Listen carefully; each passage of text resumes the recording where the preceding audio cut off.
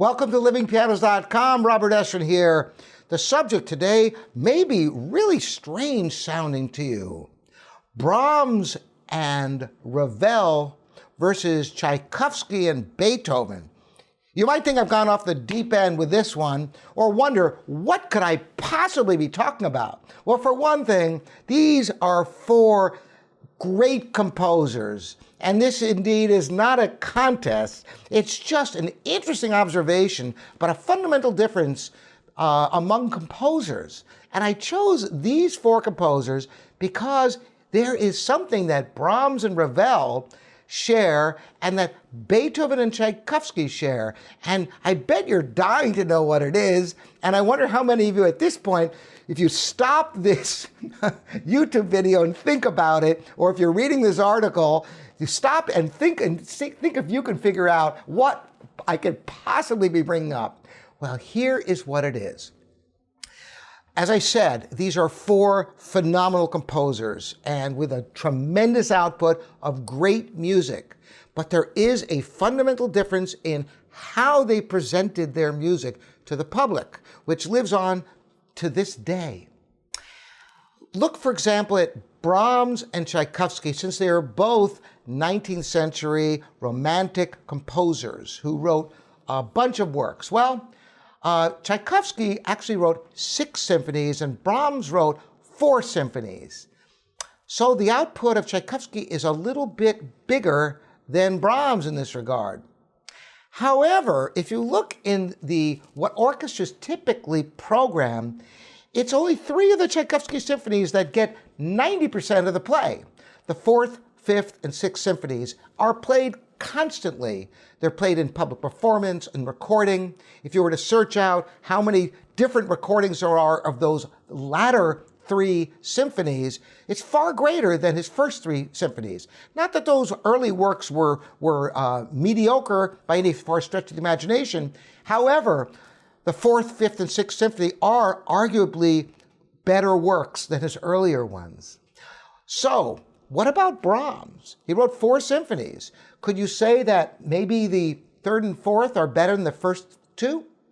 I don't think so. As a matter of fact, it would be really, you might have a favorite, but you couldn't honestly say that any of those Brahms symphonies, one is better than the next. Why is this?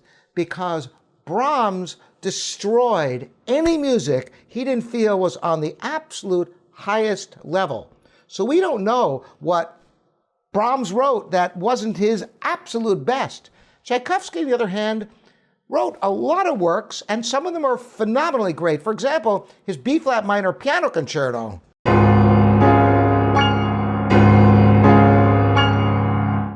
Everybody knows and loves that concerto, but that is his 2nd piano concerto. What about the 1st concerto? I don't even know it particularly, and you probably don't either because it's seldom played. The 2nd concerto is a blockbuster everybody knows and loves. So Tchaikovsky released whatever he had, whereas Brahms was more selective. And the same thing is true of Ravel. Beethoven, on the other hand, look at Beethoven, 9 symphonies. Now, there is not a bad symphony among them. They're all great.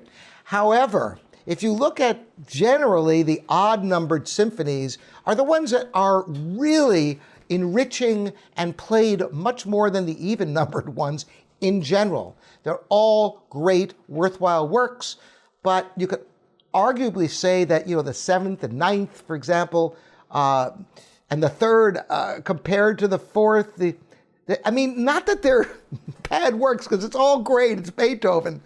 But there are some Beethoven that's better than some other Beethoven, arguably, and have lived on more. 32 piano sonatas, there are some that are absolutely stupendous. They're all worthwhile, but some are arguably better. The Appassionata and the Hammerklavier and the Pathétique. Yet there are other sonatas that are not played as much. They're still worthwhile works. He let it all out, for better or for worse, and they're all worthwhile. So the question is, if Brahms and Ravel had released more of their music that maybe wasn't up to their highest standard, would we be richer for it? Because I certainly wouldn't want to have less Beethoven and less Tchaikovsky works out there, even if they're not among the absolute cream of those composers. So it's a different methodology.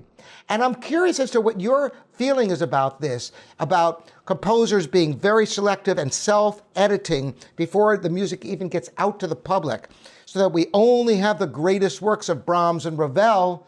But with Beethoven, there are some works that, are still great, but not as great as other works. And the same thing goes for Tchaikovsky.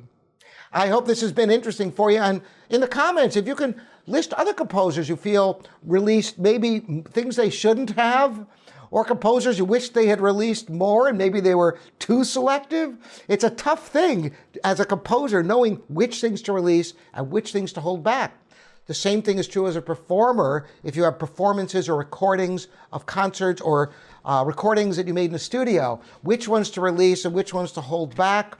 It's always a question and you wonder which way to go.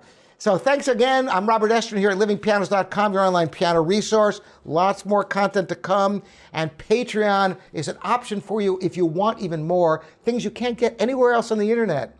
Thanks for joining me. We'll see you next time.